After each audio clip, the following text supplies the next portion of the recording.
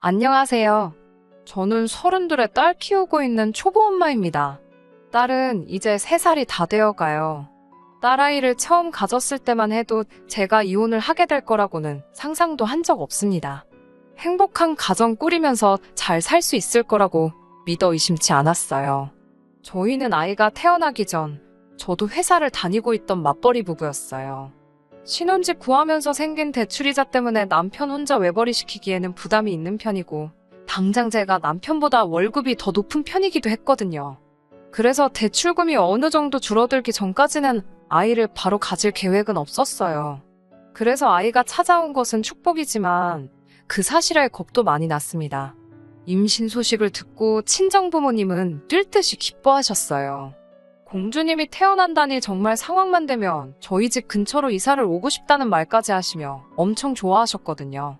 친정이 가깝기라도 하면 저희 어머니께 아이 좀 봐달라고 부탁을 할 수 있지만 저희 사는 데서 거리가 너무 멀어서 현실적으로 불가능한 문제였어요. 비는 방이 있기는 하지만 친정어머니가 올라오셔서 집에 상주하기에는 혼자 지내셔야 할 아버지 걱정이 되기도 했고 두 분 다 모시자니 남편이 불편해할 걸 생각하니 그렇게 하지 못했어요. 시댁은 지금 사는 신혼집에서 거리가 가까운 편이에요. 시어머니께 아이 좀 봐주실 수 있느냐 남편 통해서 물어본 적이 있습니다. 보기 좋게 거절당했지만요. 제 아이가 아들이면 두 발 뻗고 나서서 키워주겠지만 딸이라서 싫다고 하셨어요. 너무 서운했던 기억이라 다시 떠올리고 싶지 않지만 뱃속의 아이가 여자아이인 걸 말씀드렸을 때 시어머니 표정이 아직도 눈에 선하네요. 제 임신 소식 들었을 때부터 집안에 기둥이 될 사내아이가 나오게 해달라고 그렇게 기도를 다녔는데 신도 참 무심하시다고 절망스럽다는 표현을 하셨어요. 요즘 누가 아들, 딸 가리나요? 저희 할머니 세대 때야 그럴 수 있다 치지만 저희 친정어머니만 해도 어릴 적에 남자 형제들 다 대학교 다닐 때 못 간 게 한이 된다고 차별을 몸으로 느끼셨다고. 제가 외동딸로 자라긴 했지만 아들 자식 갖고 싶은 생각 한 적 한 번도 없으셨다고. 만약에 있다고 하더라도 본인이 겪었던 게 있으니 저한테는 그런 기분 들게 키우고 싶은 생각 전혀 없었다고 하셨거든요. 기뻐하실 생각에 굳이 시댁까지 찾아가서 여자아이인 걸 말씀드렸는데 저 눈앞에 두고 절망스럽다는 소리나 들으려고 찾아갔나 하는 생각이 들어 표정 관리도 하기 힘들었어요. 그러니 대번에 뭐가 그리 불만이라서 얼굴이 그러고 있느냐고 한 소리 하시더라고요. 시이모님 이야기를 꺼내시면서 걔네 첫째가 딸인데 곁에서 지켜보니 예민하고 남동생들 기를 팍팍 죽이면서 지 잘난 맛에 살더라고. 나중에 너네도 사내아이 태어날 텐데 지 누나 등살에 아들 손주 어깨도 못 펴고 기죽어서 지내는 생각만 하면 아주 가슴이 찢어지는 것 같다는 말을 하시더라고요. 말씀드렸다시피 남편 벌이로 대출도 감당하기 힘들어 저희는 둘째 계획은 하지도 않고 있었거든요. 그런데 아직 첫 아이도 태어나지 않았는데 계획에도 없는 아들 손주 운운하시며 쏘아붙이시니 참 그 말이 아직도 상처로 남아있어요. 집에 오는 길에도 시어머니 말이 너무 가슴에 남아 남편하고도 괜히 싸우기까지 했어요. 남편이 원래도 저렇게 아들 타령하시는 분이라고 친척들 모여있으면 우리 집은 아들이 둘이라 뭐 이런 식으로 말씀하시면서 아들 가진 걸 자랑으로 여기시는 분이니 그냥 원래 그러신 분이라고 생각하라고 하더라고요. 아이 태어나기 전에 조금이라도 더 벌어야겠다는 생각에 만삭의 몸으로도 회사를 출근하게 되었습니다. 허리띠 졸라매면서 저축을 했지만 아이 어린이집 보낼 나이까지 계산해봐도 빠듯한 건 어쩔 수가 없었어요. 말씀드렸다시피 제 벌이가 남편보다 조금 더 나은 편이었기 때문에 아이가 태어나고 저는 바로 복직을 하고 남편이 전업주부를 하는 방법도 생각해봤습니다. 어렵게 제 생각을 남편한테 이야기했더니 남편이 말도 안 되는 소리 하지 말라고 딱 잘라 말하더군요. 시어머니 이유를 들며 여자가 돈 벌고 남자가 애 키우면 어떻게 나오실지 뻔히 알지 않느냐고 뒷목 잡고 쓰러지거나 당장 이혼하라고 말하실 거라고 저한테 말하기는 했지만 남편도 애 키우고 살림하는 거 하기 싫어하는 게 눈에 뻔히 보였어요. 시어머니가 사내아이 아니라고 그렇게 저에게 상처를 주실 때는 자기 어머니가 고지식한 부분이 있어서 그런다고 그렇게 떠들더니 정작 본인도 그런 식으로 고지식한 부분이 있더라고요. 지금이야 제가 돈을 더 잘 벌지만 나중에 가서 승진하고 회사에서 중책을 맡는 건 다 남자가 아니겠냐고 당장 돈 얼마 때문에 자기 경력 끊는 게 말이나 되냐면서 조금 더 길게 보고 생각하자고 하더라고요. 참나. 저도 경력 끊기는 건 마찬가지 아닌가요?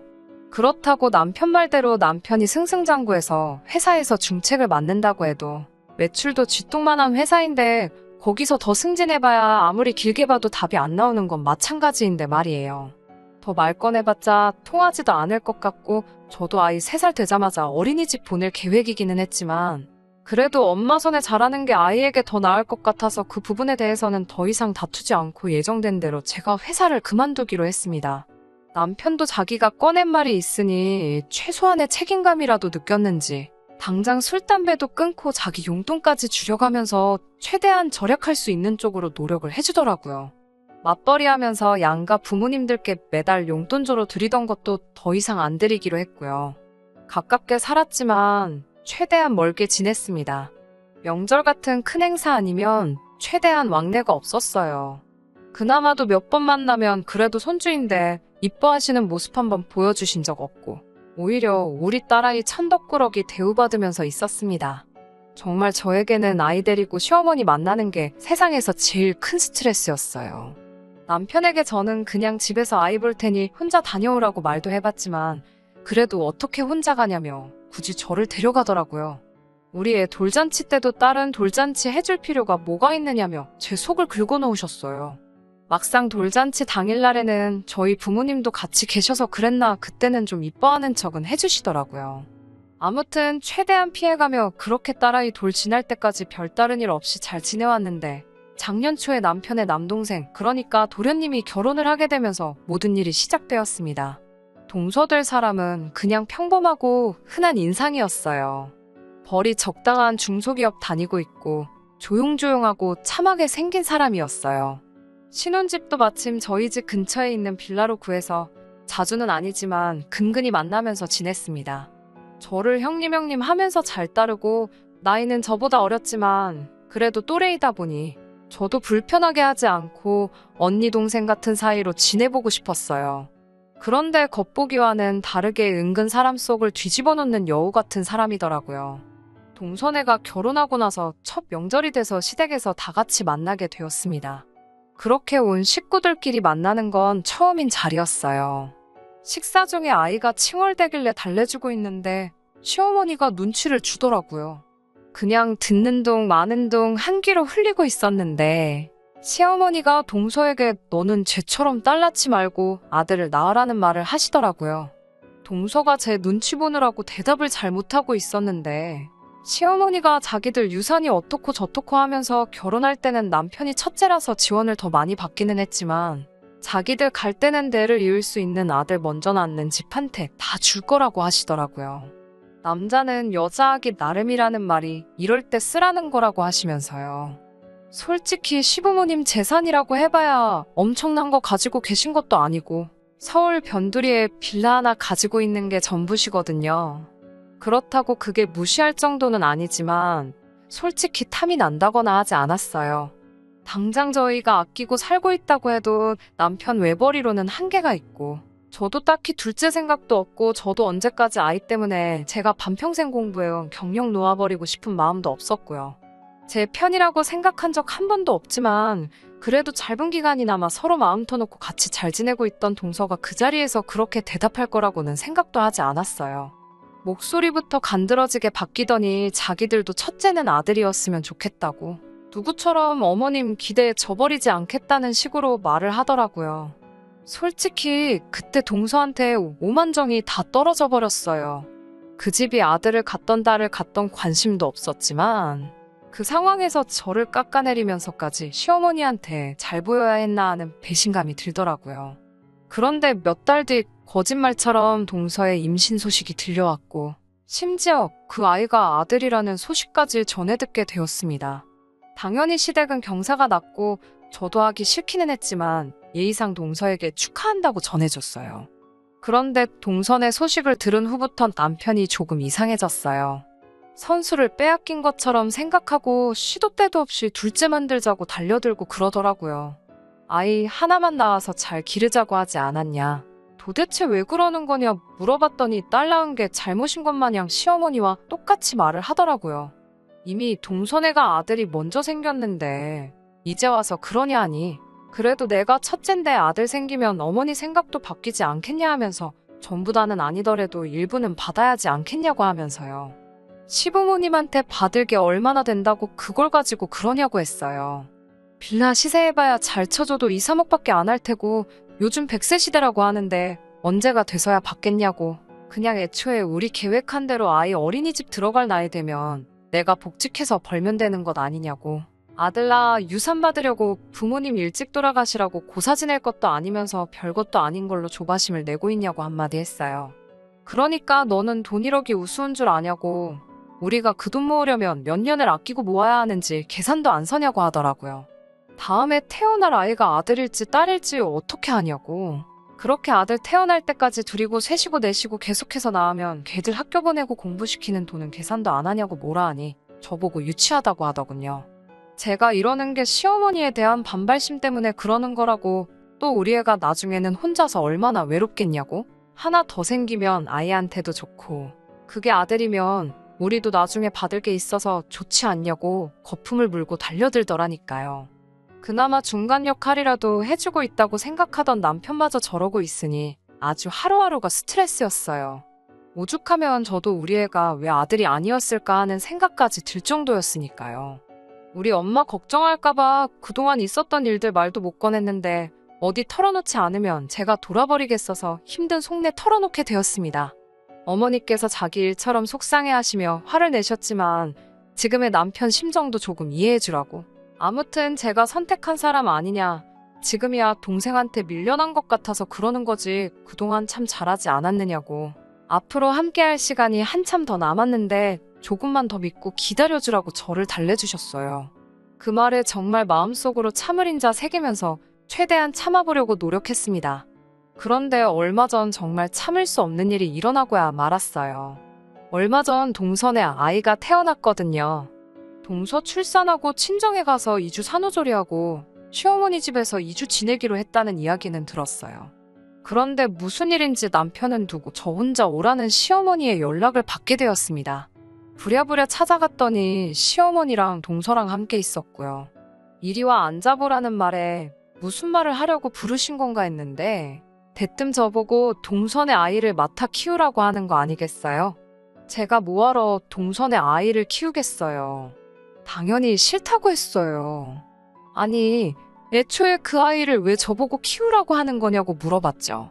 옆에서 동서가 자기는 이제 복직을 해야 하니 어쩔 수 없다고 말을 하더라고요. 시어머니도 대를 이을 손주가 태어났는데 앞으로 큰 사람 되려면 교육에 힘을 쏟아야 하니 둘째가 복직을 해야 하지 않겠냐고 거드시더라고요. 아들 손주 그렇게 바라시던 시어머니가 맡아주시면 되는 걸 왜 굳이 저한테 물어보느냐 했어요. 저도 이제 곧 아이가 어린이집 들어갈 수 있는 나이가 되니 저도 복직을 계획 중에 있다고 말했어요. 시어머니가 제 말을 자르면서 그냥 복직 안 하면 되는 거 아니냐고. 어차피 지금 제가 애 키우고 있는데 하나 더 돌보는 게 뭐가 문제가 되느냐고 하시면서요. 자기도 애 키워봐서 알고 하나나 둘이나 별 따를 거 없다고. 제가 키우면 되는 걸 꼭 자기까지 나서서 애를 봐줘야 하냐고 하시더라고요. 그리고 제가 앞으로 아들 가질 계획이 있다고 남편한테 들었다며 아들 키우는 법 연습하는 셈 치고 동선의 아이를 제가 키워보면 딱 좋지 않겠냐고 하시더라고요. 그건 남편이 지어낸 말이라고. 저는 아직도 둘째 계획 없고 말한 대로 저는 아이 어린이집 보낼 나이 되면 바로 복직할 생각밖에 없다고 말했습니다. 제가 계속해서 싫다고 하니 동서도 옆에서 거들면서 하는 말이 자기가 꽁으로 아이 봐달라고 부탁드리는 거 아니라고. 나중에 자기들이 시부모님 재산을 물려받게 되면 몇 프로 떼준다고 어이없는 소리를 하고 있더라고요. 어떤 식으로 부탁을 하건 간에 저는 죽어도 아이 봐줄 생각 없다고. 그리고 돈이 아쉬워서 그러는 거 아니고 남편한테 말했던 것처럼 그 돈 언제 받을 줄 알고 그 거리에 앞으로 남은 내 인생, 내 경력 포기하면서 동선에 애 봐줄 생각은 하나도 없다고 했습니다. 그리고 유산이야 나중에 분할 청구해서 받아낼 수 있는 돈인데 마음만 먹으면 받아낼 수 있는 돈 가지고 생색내면서 선심 쓰듯 주는 척 하지 말라고 했어요. 그리고 앞으로 이런 일로 사람 오라가라 할 거면 부르지 말라고 소리치고 나와버렸습니다. 시어머니가 저 꼬라지 좀 보라면서 아주 저보고 집안을 말아먹을 여자라며 욕짓거리를 하시더라고요. 대를 끊으려던 것도 모자라 형제들끼리 분쟁을 만들 셈이라면서요. 그냥 듣지도 않고 뒤도 안 돌아보고 나와버렸습니다. 여기서 끝났다면 정말이지 그냥 원래 저런 사람들이 또 저런다고 생각하고 넘어갈 법도 했는데 정말 우리 시어머니가 도를 넘어서는 사람이라는 걸 간과하고 있었네요. 저녁에 퇴근한 남편이 얼굴이 사색이 돼서 다녀왔다는 인사도 생략하고 대뜸 너는 뭔 짓을 하고 다니는 거냐고 호통을 치더라고요. 왜 저러는지는 몰랐지만 대충 봐도 시어머니한테 그날 있던 일에 대해서 무슨 이야기를 듣고 왔다는 건 안 봐도 딱 알겠더라고요. 제가 미쳤냐고, 너는 네 배우자가 그 꼴을 당하고 왔는데도 아무렇지 않냐고, 화를 내야 할 상대가 누군지 단단히 착각한 거 아니냐고 말했어요. 남편은 제가 뭘 잘했다고 언성을 높이냐면서 엄마 말이 틀린 게 뭐가 있냐고, 그리고 둘째네가 돈도 준다고 했다면서 거기서 왜 복직을 하겠다고 고집을 부렸냐 하더라고요. 그것 때문에 아주 난리가 났다고, 자기 엄마가 아주 화가 많이 났다면서 돈 준데도 필요 없다 하고 아주 지 잘난 맛에 사는 애라고. 그렇게 잘나서 돈이고 뭐고 필요 없으면 본인은 다른 것보다 앞으로 대를 이을 동선의 아들이 더 중요하다면서 본인이 그 애를 키우겠으니 저희 결혼할 때 시댁에서 지원해준 지원금을 내놓으라고 하셨답니다. 누가 들으면 진짜 무슨 억소리나게 도와주신 줄 알겠어요.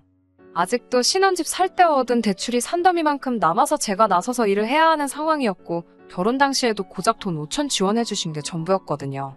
그렇다고 저희 친정에서 아무것도 안 한 거 아니고 신혼집 혼수 다 채우고 시부모님이 해주신 돈만큼은 해야겠다며 혼수하고도 모자란 돈만큼 현금예단도 준비해서 드렸거든요. 동선애한테 아들 낳은 값을 주려고 하는 건지 시어머니가 그 애 키워주는데 그 돈이 꼭 필요해서 그런 건지는 모르겠지만 이제 와서 그걸 내놓으라 하니 어이가 없었어요. 그 와중에 그 말에 겁을 먹고 저한테 호통치고 있는 남편도 제정신인가 싶었고요. 애초에 시어머니한테도 둘째 가질 거라는 헛소리만 하지 않았어도 아들 키우는 연습인 셈 쳐라마라 이딴 말도 안 들었을 텐데 말이에요. 저도 여태까지 참았던 게 한 번에 폭발하니 이젠 더 이상 이걸 대화로 풀고자 하시고 할 생각조차 들지 않더라고요.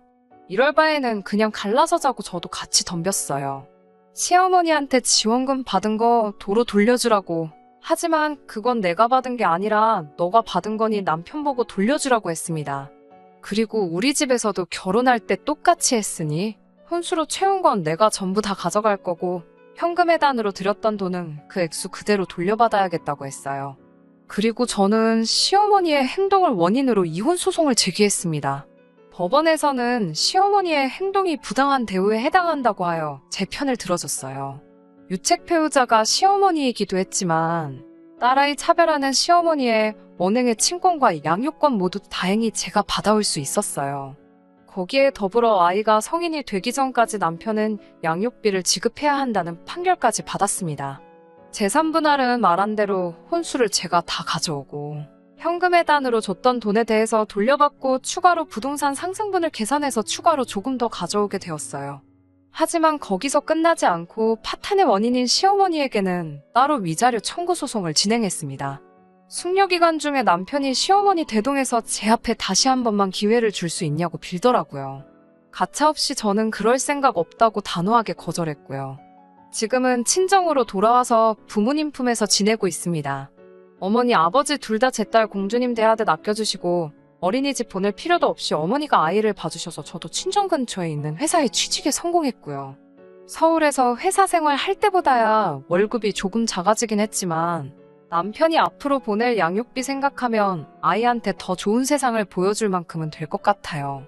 아이한테는 아빠 없이 자라게 하는 게 제가 잘못한 것 같아서 미안한 마음이 듭니다. 그래도 절대 아빠의 빈자리 느껴지지 않도록 최선을 다해서 키워낼 생각이에요. 저희 신혼집으로 쓰던 집은 팔았다는 이야기 전해 들었습니다. 남편 역시 다시 시어머니 댁으로 들어간 것 같고요.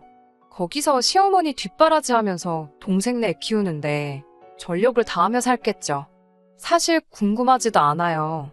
저는 앞으로 저에게 주어진 새로운 인생, 최대한 행복하게 사는데 집중할 생각이에요. 끝까지 들어주셔서 감사합니다. 오늘의 사연은 여기까지입니다. 구독과 좋아요, 알람 설정 부탁드리고 더 좋은 사연으로 다시 찾아뵙겠습니다. 감사합니다.